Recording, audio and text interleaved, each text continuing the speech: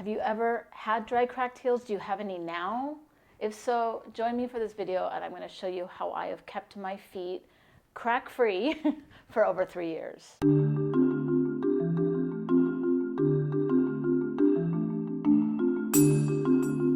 Hi guys, and welcome to Diabeteric. Today we are going to tackle the pesky problem of dry feet. Moreover, dry cracked feet, and how to keep them far away from your feet, those cracks, and how to hopefully keep your feet healthy and as moisturizable as possible. So if you're new to my channel or if you haven't seen any of my videos before, my name is Katie and I am a type 1 diabetic for 33 years. And I have suffered a lot of problems, but I've also found a lot of solutions. So I'm here to share with you some of the tips that I've learned or that I practice to hopefully help you avoid some of the problems that go hand in hand with diabetes. Now, if you're not type 1 diabetic, but you suffer from dry cracked heels, you could don't run away, still watch the video because this can help you too. It's not only exclusive for type 1 diabetics. Anybody who has dry cracked heels, please, I want to help. So this is going to be a 2-part series. Today's video, we're going to talk about why it happens and why we need to help our feet out a little bit, and how to exfoliate our feet, when we should exfoliate our feet. And then the second video is going to be about the maintenance in between these deep exfoliations. Now, I've suffered from dry cracked heels for many years in my past. They probably started maybe about 6 or 7 years ago, and now I've been crack free. That sounds funny. I've been crack free for 3 years. So the system does work, but it is maintenance. You do have to, it's not just a one-time fix-all. That being said, I used to get dry cracked heels, about 1 or 2 or maybe even 3 cracks on each heel every winter time. And I would work on them and finally they would heal. And then it was summertime and time to put on sandals, and then they would dry out and crack again. So why does this happen? Let's talk about why it happens. Well, we've got skin all over our body, and it is constantly regenerating and then sloughing off. However, this process starts to slow down as we age. And us that are watching that are type 1 diabetics, you know, we've got a very, very slow system. Things slow down much faster for us than a normal healthy person. Some of you might have noticed that you take longer to heal from cuts and bruises and things like this.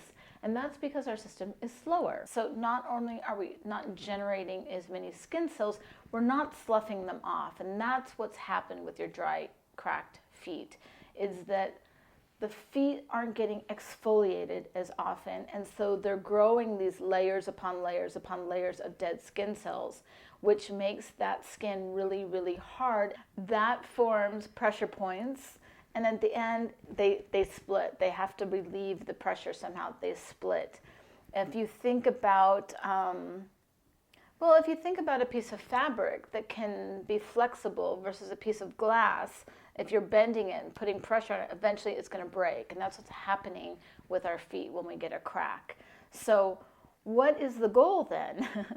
The goal is that because our body can't naturally slough off those dead skin cells, we just have to help it out a little bit. So what we want to do is exfoliate those feet. We want to get those dead skin cells, those layers upon layers, reduced down. Now be careful, because there is such a thing as over exfoliating. If we think about our body and the skin on our body, we have different amounts of layers in different places. We could think about the eyes and the skin around the eyes as being very delicate and thin. We could relate that to tissue paper, okay? The rest of our body, besides the palms and the feet, can be like writing paper. It's a little more durable, it's a little bit thicker. And the skin on the soles of the feet are like construction paper. They are supposed to be somewhat thicker than the rest of the body. The skin on the feet should be the thickest skin on your body. It's there to protect yourself, it's there to protect from walking on things, and it's also there to protect the weight of our body being upright and walking every day. So just like the comparison to the glass, and it being rigid and hard, when we get those layers of skin and then we walk around on them, there has to be a release for that weight, that pressure, and so we get those cracked heels. Now, if you've never had cracked heels, congratulations. If you have extremely dry feet, you might be on your way to having cracked heels. And as a type 1 diabetic, open sores, not only are they painful, not only do they take a long time to recover from because they're the farthest thing away from your heart, so they're going to take the longest to heal, but they also hurt like a bitch. So, I mean, every single step, they're very, very painful. So you want to avoid them at all costs. Now, if you have open sores on your feet right now, I highly, highly suggest that you go to the doctor. If you haven't been already, go to your family doctor, go to your endocrinologist, a foot clinic, a podiatrist. Get that stuff looked at. Being type 1 diabetic, we do not want open sores on our feet. It could lead to infection, and really, we want to keep all of our toes. We want to keep both of our feet, both of our legs. So don't let it go unlooked at. Don't let it go untreated. Get that shit taken care of. Now, maybe you're thinking, I use moisturizer every day and I still have dry feet.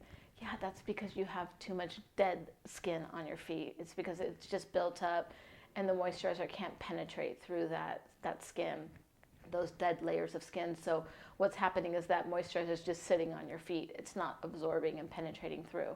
Even if you don't have cracked heels, but you just have extremely dry heels, this exfoliation process can be very beneficial to you. So what is the exfoliation process? Well, it's quite simple, really. I just use these, the Booties that have the acid peel in them. You can find these in basically any drugstore nowadays. This brand here, it's called Bonte Everyday, and it's manufactured and sold here in Spain. That's where I live, so these are the ones I buy. They work really well for me. I've never had to try a different brand, but there are loads of them on the internet. So choose one that you want to try and give it a go. Now, these, I'm going to list the ingredients in the note descriptions below because these have some really good natural acids in them. And for me, they work really, really well. Everybody's different, but I will list these in the note description below. There is a thing called over-exfoliation, though, so you want to be really careful that you don't over-exfoliate your feet. You don't want your goal to have baby soft feet. I mean, that's what they're promoting. That's what they're publicizing. That's their advertising campaign is baby soft feet. Well, think about what a baby does. I mean, they don't do anything. They don't have to walk in their shoes. They don't have to wear shoes. I mean, they're brand new. They have super soft feet. If we have the goal to have super, super soft feet, we're going to have absolutely no protection against anything. And we need protection. We need protection from our shoes. We need protection from anything that we might step on accidentally. And we need protection from the weight of our body walking on our feet. So if you think about something really flexible and soft, it can move and take the weight of things. But if you think about something very rigid, that's going to split under the pressure of the weight. So we don't want to over-exfoliate our feet because if you do that, you are going to have a higher risk of having more blisters, more calluses, more sore spots, maybe cuts from your shoes. You do want a little bit of protection. You do want the skin on your feet to be the thickest part of skin on your body. I mean, if you have baby soft feet, your feet are going to be as soft as your earlobes. And could you imagine what disastrous results you would have if you over exfoliate your feet? It's just going to be disastrous. So the key is to find the right balance. So I'm going to show you what I look for to show me it's time to do a peel because I don't want to over exfoliate my feet. Okay, so these are some of the things I look for when I think it's time to do an acid peel. I don't want to over peel my feet. So the first thing I look for is this kind of strange texture in the arches of my feet. You can tell because your moisturizer won't absorb as well, and your feet kind of look like you dipped your feet into like school glue and let it dry. The second thing are these pressure points here where you see cracks will form if I don't take care of it. You can see the dead skin building up between those cracks. Also look at the whiteness of the edge of the heel compared to the more pinkness in the center of the heel. So all that white outside is dead buildup. Up here, you could see some flakiness, very, very dry. And up here on my toe, well, that was an ulcer before, so I'll never get that completely right, but I could definitely get that more moisturized. So right now I have no open sores on my feet, so it is a perfect time to do a peel.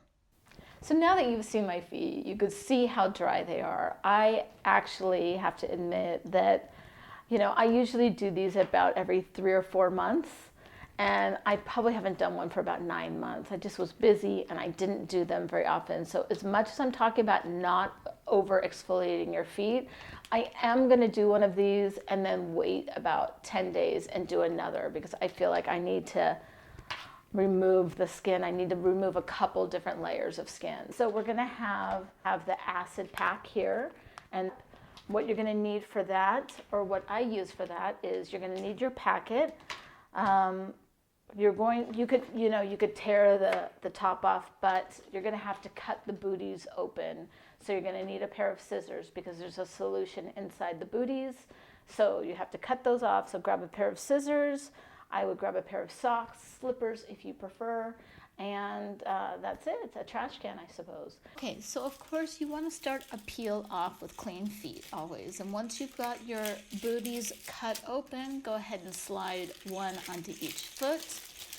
Each package of these booties, no matter what the maker, should have some sort of stickers because they're one size fits all boots, and you really want to make them your size. So go ahead and put on those stickers, make it your size, and then this is where I slip on socks because then it really makes the booty my size. So use those stickers and then slip on those socks like that, and then I really try to rub in the solution into my feet, the bottom of my feet. I don't focus so much on the top of the foot, but really get that lotion, that solution, I should say, to the parts of the foot where you really need it to be more concentrated. The heel, the ball of the foot, and then slip on your slippers, and then you are good to go. Now, when you have the booties on, relax. Take a load off. Read a book. Watch some TV, play a game, whatever you want to do. If you've got the booties on and they've got this acid solution in them, but you're standing on them and you're doing housework or moving around, running around, you're going to kind of move that treatment acid, you're going to push it, and all you're going to have is contact with the bottom of your foot is the plastic booty, and you really want some of that acid on there. So you have to get up for some reason. We all do. If you have to go to the bathroom or answer the phone or the door or whatever, just when you sit back down, just be sure to redistribute that treatment liquid to the bottom of your feet because it's probably all been pushed aside. Okay, so what can you expect? Because don't be misled. I've seen a lot of advertisements for these new feet, even this one, the claims and the photos that you see online. I have never, ever, ever had my feet peel like that. I think that is fake marketing. If you look at my foot when I'm showing you the glue texture, and you look at this foot that is supposed to be the new foot after it's done peeling, they're exactly the same. So I believe that this has just been glue that is put on the model and this is peeling off. This second picture here looks like, I don't know, a snake shedding its skin, or I don't know, a baby being birthed. I don't know, it looks so unrealistic. Don't expect to have, a shell of your own foot peel off and have this perfectly new foot emerge that's baby soft and, without any problems. No, the kind of peeling I get, it's almost like little flakes of snow. So I would recommend after appeal to wear socks. Wear just a little pair of socks because it will help collect all of the dead skin cells. And then, you know, at the end of the day, take off your socks over a trash can. Like I said, mine's like snow, like little flakes of snow. And I always think about those detective shows like CSI and other detective shows where they're like, we found some epiphelias in the bathroom. So maybe there was a conflict in the bathroom. And I think, oh Lordy, my God, if there's ever something that happens in my apartment, they're going to say, oh my God, what the hell happened in here? There's epiphelias everywhere. So wear some socks, keep that skin encapsulated in your sock. So resist that temptation to pull that skin off. Just don't do it. Just don't do it. Especially if the skin is thick, don't do it. If you do want to help it out a little bit, I could say that you could just kind of brush the skin. You could brush it. You could use a soft brush, you know, those soft nail brushes. You could kind of move that over your feet, and that can help slough off some of those skin pieces that are ready to fall off that haven't yet. But don't pull anything. Okay, a couple of things I forgot to mention that are important is if you do have some bigger pieces of skin that are coming off, but half of that piece of skin is still connected to your foot and the other half is flipping around, you could go ahead and take a pair of round nose scissors and cut that dead part that has detached from your foot so it doesn't get caught on anything and it doesn't drive you crazy. Also, this is a process. You need to be a little patient for this. Give yourself a good 5 days to a week to start peeling. Go for a booty acid peel. Give yourself an hour to relax and see how many layers of that dead hard skin you could get off. Now, it's important the maintenance in between, so be sure you check out my next video on what I do in between these steps. I really only normally use these about 4 times a year, maybe 5. So if you found any of this interesting, if you learned anything, if you're motivated to go out and do an acid peel and take better care of your feet, please hit the like button below. Don't forget to subscribe to the channel, just like everybody else asks you to do on YouTube. Hit the bell icon, hit the bell icon, hit the bell icon so you get notified anytime I put out a new video. Share the video with anybody that you think might benefit from it. If they have dry, cracked heels, if they're diabetic, whatever, spread the word. You could follow me on Instagram as well. And, well, that's it. Let's be Diabeterics together. And I will see you in the next video.